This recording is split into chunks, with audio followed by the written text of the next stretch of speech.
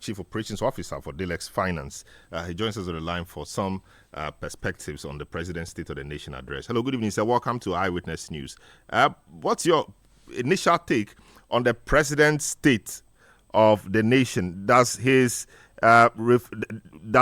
reflection of the state of the nation is his consistent with yours?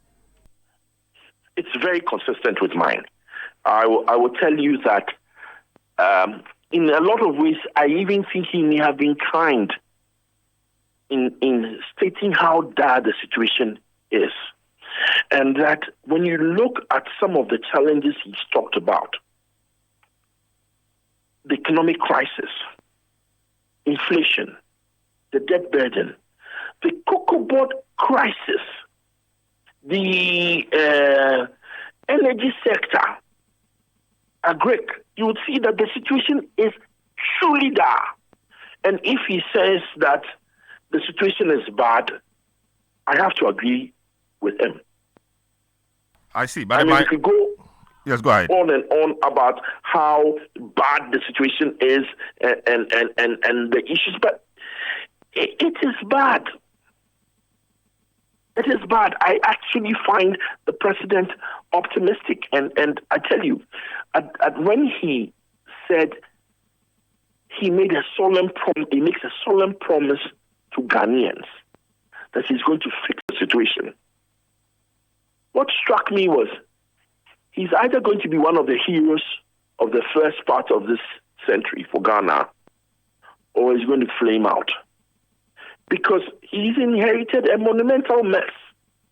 And we've always said, and I like his quote, because I've always said, the true length of the beast will only be known when the beast is dead. And now from all indications, it is worse than we expected. So my initial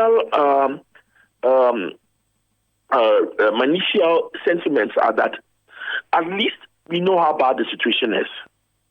And so we can start to face up to the situation and think of fixing it. Yeah, the minority is saying that the president was selective in, for example, the accounts he spoke about. So, for example, the sinking fund. He says there was just 64,000 USD in there and some 140 or so million cedis in there. The minority is saying that he conveniently ignored the gold reserves, which had improved, dramatically, just to make the other side look bad. What do you say about this? Listen.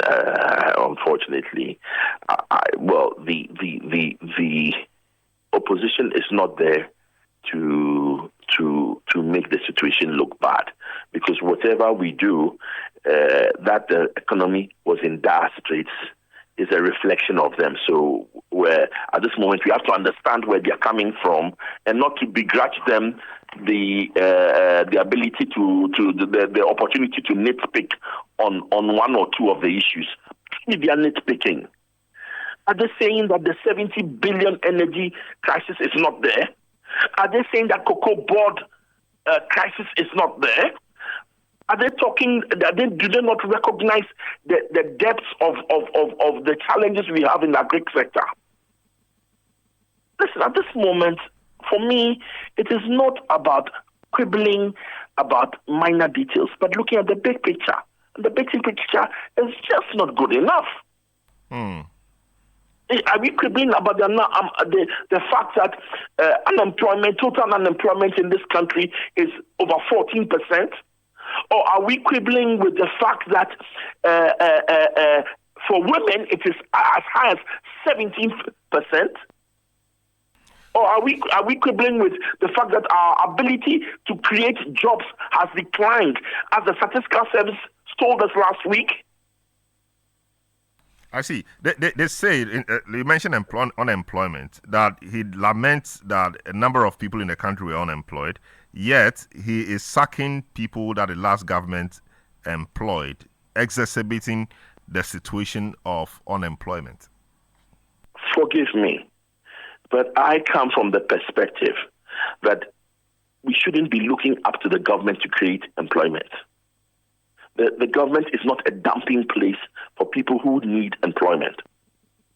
the employment that we deserve, the employment that will make a change in our lives, will come from ordinary people in Ghana growing businesses in a level playing field and creating more jobs. What are we doing to ourselves? The government is broke. We know that. Why would you dump more people in that same broke service? Who thinks that the government is there to create? The government is there to help create the environment for jobs to be created. Otherwise, we shouldn't all bother. We should just write a letter and get 2 million people more employed in the government service and pay them. I see. The other point is that, of course, a lot of these reactions are coming from the minority side, that instead of providing real solutions, they saw it as a litany of lamentations. Will you say that the address today, despite the stark problems it talked about, was also filled with the TV or the venue filled with hope and optimism for tomorrow? Here's how I'll put it. What I heard was a good listing of what is a dire situation. And what I heard was somebody making a commitment to resolve the issues. That will fill me with cautious optimism that, number one, the size of the problem is appreciated, and number two, there's a clear commitment to fix the problem. That should definitely fill me with cautious optimism. So, and you don't have to be a young person. As an old person, it's just as important to me as anybody in this country that we face up to our problems, and that those who are managers of the economy are going to make a real big effort to fix it.